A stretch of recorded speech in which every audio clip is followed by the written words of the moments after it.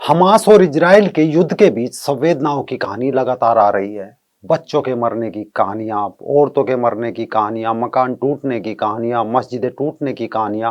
जैसा हमने जंग के 2 दिन बाद बताया था, ठीक ऐसा ही चालू हो चुका है। भारत का अल जजीरा कल परसों गजा में मृतकों की सूची लिए बैठा था, जिसे संवेदना की मौत का दृश्य बताया जा रहा था। किस्से इतने भावुक कर देने वाले थे कि एक आम से आम इंसान की भी आंखें भर आए। लेकिन सवाल ये है, क्या ऐसा ही है जो कुछ दिखा जा रहा है? हमने पहले भी कहा था कि युद्ध में न्याय नहीं होता, युद्ध में सिर्फ बदला होता है।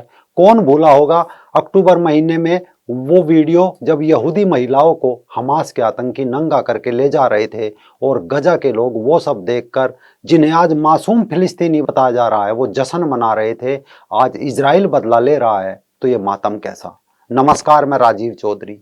बीबीसी हिंदी हो या इस्लामिक संगठन हो या फिर कतर का टीवी चैनल अल जजीरा, कैसे भावनाओं के गेम खेलते हैं, कैसे संवेदनाओं को प्रकट करते हैं, इसे लेकर दुनिया के एक हिस्से में सोशल मीडिया पर बहस चल रही है। मुख्य रूप से बीबीसी और कतर के न्यूज चैनल अल जजीरा इसके मुख्य केंद्र में है। घटना कुछ यूं थी कि अल जजीरा गजा के एक अस्पताल से रिपोर्टिंग कर रहा था। घायलों और मृतकों की तस्वीर दिखाकर लोगों को भावुक कर रहा था, एक भावुक कर देने वाली अपील कर रहा था। तभी उस भीड़ में कुछ आतंकी हथियार लिए भी दिख जाते हैं। इसके बाद अल जजीरा उस प्रसारण को रोक देता है और उस प्रोग्राम को हटा देता है। दूसरा किस्सा कुछ यूं हुआ कि गजा में अल जजीरा का लाइव प्रोग्राम चल रहा था। ठीक उसी दौरान एंकर के पीछे से एक आदमी हमास को कोसते हुए निकल गया, लेकिन बाद में उस आदमी के सिर में गोली मार दी गई। तीसरा, गाजा में एक फिलिस्तीनी बच्चे को दुनिया का सबसे मजबूत पत्रकार बताया जा रहा है। अल जजीरा ने उस बच्चे को एक आधिकारिक प्रेस बयान भी दी है। लोगों का कहना है कि अल जजीरा जानबूझकर बच्चों से किस्से पोस्ट करा रहा है ताकि वो संवेदनाओं का माहौल बना सके। चौथा, वाशिंगटन पोस्ट ने कार्टून पोस्ट किया था जिसमें हमास के आतंकवादी बच्चों और महिलाओं को अपनी ढाल के रूप में दिखाए गए थे, लेकिन दुनिया भर से विक्टिम गैंग, विक्टिम शिकारी सामने आए और उस कार्टून की निंदा की और उसे नस्लवादी कार्टून बताकर हटवा दिया। पांचवा किस्सा, एक आदमी लगातार गजा से रिपोर्टिंग कर रहा है। वो आदमी कभी हमास का लड़ाका होता है, कभी स्वतंत्रता सेनानी होता है, कभी ब्लड डोनर होता है, कभी वो अस्पताल में घायल दिखाया जाता है तो कभी उसे डॉक्टर दिखाया जाता है। वो एक बच्ची का पिता बन जाता है तो अगले ही पल वो टूर गाइड। इन सब खबरों को देखकर सहज अंदाजा लगाया जा सकता है कि गजा से खबरों के अलावा बड़े तौर पर एजेंडे भी सामने आ रहे हैं। लेकिन इन सब एजेंडे के पीछे कतर का टीवी चैनल अल जजीरा ही मुख्य फेस है। इसका कारण जान लीजिए, ये मुख्य फेस क्यों है और आज अल जजीरा कर क्या रहा है। दरअसल 90 के दशक में जब कुरान को लेकर सलमान रुश्दी की किताब शैतान की आयतें प्रकाशित हुई तो दुनिया भर के कई देशों में हमले हुए, जिसके विरोध में दुनिया के तमाम पत्रकार और लेखक इस्लाम के खिलाफ बोलने लगे, जिहाद पर सवाल खड़े करने लगे, कुरान की समीक्षा होने लगी, अरब जगत अकेला पड़ने लगा। आतंकी संगठन निराश थे, वो इन खबरों को रोक नहीं पा रहे थे। वो इन खबरों में जिहाद का स्थान न बनाकर शैतान का स्थान बना रहे थे। तब उस दौर में कतर के राजकुमार थे शेख हमद बिन खलीफा अल थानी। इन्होंने अल जजीरा को 1996 में शुरू किया।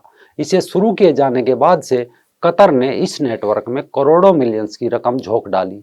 इतना पैसा लगाया कि बीबीसी, ईएसपीएन, सीएनएन और सीएनबीसी जैसे बड़े न्यूज नेटवर्क के पत्रकार नौकरियां छोड़कर अल जजीरा ज्वाइन करने लगे। अल जजीरा की खबरों को, विषय वस्तु को इस तरह पेश किया जाने लगा जिसमें खबर की बजाय लोगों से अपील होती थी। उन दिनों ओसामा बिन लादेन अफगानिस्तान में जिहाद की लड़ाई लड़ रहा था। अफगानिस्तान में बैठकर वो दुनिया को इस्लाम में बदल देने के सपने देख रहा था, लेकिन उसकी आवाज अफगानिस्तान की तोरा बोरा की पहाड़ियों से बाहर नहीं आ रही थी। तब उसकी आवाज का माध्यम बना अल जजीरा चैनल। अलकायदा की खबरों को प्रसारित करने लगा। Osama bin Laden Al Zawahiri के इंटरव्यू लेने लगा, जहां बैठकर वे खुलेआम दुनिया को धमकी देते और अपनी आवाज दुनिया के शेष मुसलमानों तक पहुंचाते। लोग अलकायदा से जुड़ने लगे। अब चैनल ने एक नया प्रोग्राम शुरू किया, नाम दिया सरिया एंड लाइव। इस कार्यक्रम में दर्शक मिस्र के मौलवी और मुस्लिम ब्रदरहुड के आध्यात्मिक नेता यूसुफ अल करदावी से सीधे सवाल करते, शरीयत और इस्लाम के बारे में, जिहाद के बारे में पूछते। 72 उर कैसे मिलेगी, कि 72 उर कैसी होती है, ऐसे तमाम सवालों के जवाब अल जजीरा से प्रसारित होने लगे। यहाँ तक कि ये पूछा जाता कि क्या फिलिस्तीनी महिला को आत्मघाती हमला करने के दौरान हिजाब पहनना चाहिए था या नहीं। अगर उसने बिना हिजाब के हमला किया तो हमला इस्लामिक नहीं है। यूसुफ अल करदावी ने इजराइल और यहूदियों से नफरत को लगातार भयंकर बढ़ावा दिया। यहाँ तक कि साल 2008 में इजराइल के 4 नागरिकों की हत्या के दोषी लेबनानी आतंकी समीर कुंतार के लिए ऑन एयर जन्मदिन की पार्टी अल जजीरा ने आयोजित की। ब्यूरो प्रमुख ने यहां तक कहा, भाई समीर, हम आपका जन्मदिन आपके साथ मनाना चाहते हैं। उसे अरब देशों का हीरो तक बताया। इन्हीं सभी खूबियों के कारण खाड़ी देशों में इस नेटवर्क को काफी लोकप्रियता मिली। उस लोकप्रियता के साथ ही अल जजीरा ने आतंकवादियों को भी खूब आकर्षित किया। एक समय से अल कायदा का चैनल अल कायदा का माउथपीस मुखपत्र तक कहा जाने लगा। अरब में ऐसे विचारों की भूख काफी बड़ी थी। लोग जानना चाहते थे कि अरब और मुसलमानों के साथ क्या हो रहा है। इस नेटवर्क ने इजराइल और फिलिस्तीनियों के बीच जारी खूनी संघर्ष का लाइव प्रसारण शुरू किया और इजराइल को एक आतंकी देश और हमास को एक स्वतंत्रता सेनानी बताने लगे। इन्हीं सारी खूबियों के कारण अल जजीरा काफी लोकप्रिय हुआ। साल 2001 तक अल जजीरा अरब में सबसे ज्यादा देखे जाने वाला न्यूज चैनल बन गया और 2006 तक अरब दुनिया में 75% से ज्यादा लोगों ने अल जजीरा को अपना पसंदीदा चैनल बना लिया। अब चैनल ने अपना विस्तार किया, अंग्रेजी समेत कई भाषाओं में इसे प्रसारित किया। जब 11 सितंबर 2001 को अमेरिका पर हमला हुआ, वर्ल्ड ट्रेड सेंटर पर हमला हुआ, हजारों अमेरिकी मारे गए, तो चैनल ओसामा बिन लादेन को हीरो और यूएसए को विलेन की तरह दिखा रहा था। यानी चैनल ने अमेरिकी विदेश नीति के खिलाफ लोगों के गुस्से को खूब उकसाया। इसके बाद चैनल ने अपना दायरा बढ़ाया और चाइना में वीगर मुस्लिमों के लिए चाइना की तानाशाही दिखाना शुरू किया। मुस्लिमों को पीड़ित बताया कि वीगर मुस्लिम पर जुल्म हो रहे हैं। लेकिन साल 2012 में चीन ने अल जजीरा इंग्लिश को लात मारकर चाइना से भगा दिया और खुलकर आरोप लगाने लगा कि कतर को यह घोषणा करनी चाहिए कि ये चैनल नहीं है, ये मुस्लिम ब्रदरहुड, इस्लामिक स्टेट, अल कायदा, हिजबुल्ला और सीरिया में अल कायदा की पूर्व शाखा जाबात फतेह अल शाम सहित आतंकवादी, वैचारिक और सांप्रदायिक संगठनों का एक मुखपत्र है। इसके बाद तो चैनल यहूदियों को भी टारगेट करने लगा। सऊदी अरब से लेकर जॉर्डन तक की पश्चिमी देशों के साथ की नीतियों को इस्लाम के खिलाफ बताने लगा। कुछ ऐसे मानो दुनिया के मुसलमानों की चिंता सिर्फ आतंकी संगठनों को, कतर देश को और अल जजीरा चैनल को है, बाकी सब काफिर है। फिलिस्तीनी राष्ट्रपति महमूद अब्बास की फतेह पार्टी के लिबरल नेताओं की आलोचना और हमास के आतंकवादियों की तारीफ में कसीदे पढ़ने लगा। यहाँ तक कि बगदादी को भी हीरो बताने लगा। सीरियाई गृह युद्ध के समय अल जजीरा के गैर पेशेवर और पक्षपातपूर्ण कवरेज के प्रति प्रेम को लेकर कई पत्रकारों ने नौकरी भी छोड़ दी थी। London, Paris, Moscow, Beirut, Cairo में अल जजीरा के पत्रकारों और एंकरों ने इस्तीफे दे दिए। मिस्र समेत कई देशों ने अपने यहाँ इसे जिहाद परोसने के आरोप में बैन भी किया। साल 2019 में अमेरिकी कांग्रेस के अध्यक्ष जैक ने कहा कि अल जजीरा के कट्टरपंथी, अमेरिकी विरोधी, यहूदी विरोधी और इजराइल विरोधी रिकॉर्ड से यह पता चलता है कि ये नेटवर्क अमेरिकी कानून का उल्लंघन कर रहा है।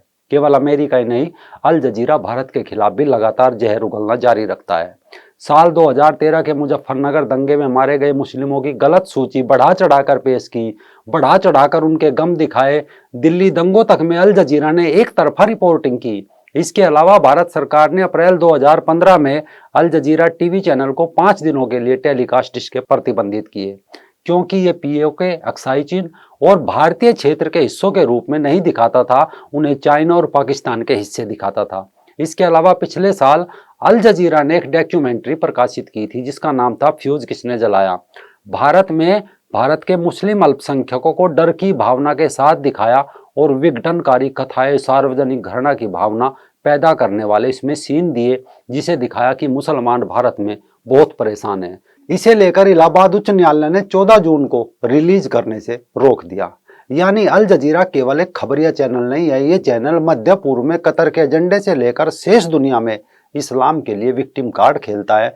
अपने प्रोग्राम के माध्यम से इस्लाम को प्रमोट करता है तथा आतंकवादियों को ऐसे दिखाता है मानो वे हत्यारे ना होकर बहुत बड़े इस्लाम के हीरो हो।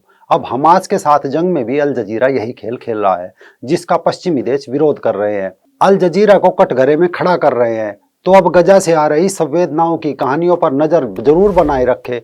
पर दुखी होने से पहले, भारत के अल जजीरा को देखने से पहले एक चीज जरूर याद रखे कि युद्ध में न्याय नहीं होता, सिर्फ बचाव और बदला होता है।